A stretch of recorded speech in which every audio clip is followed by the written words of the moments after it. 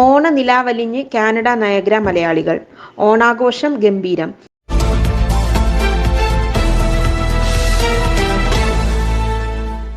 മലയാളക്കരയിൽ ഓണാഘോഷം പൊടി പൊടിക്കുമ്പോൾ ഏഴാം കടലിനക്കരെയുള്ള മലയാളികളും ഓണത്തപ്പനെ ഇരുകൈയും നീട്ടി സ്വീകരിച്ചു.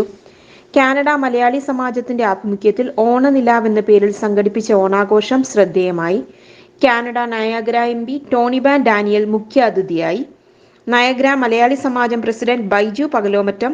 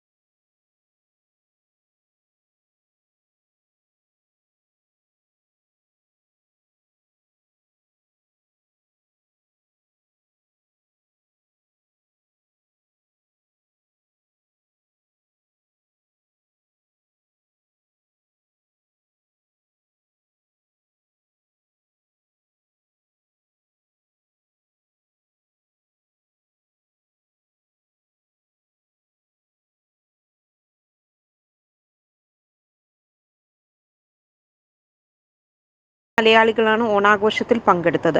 കേരളീയ തനിമയുടെ വശ്യഭംഗിയോടെയാണ് പരിപാടിക്ക് തുടക്കം കുറിച്ചത്. തുടർന്ന് നിരവധി കലാപരിപാടികൾ അരങ്ങേറി.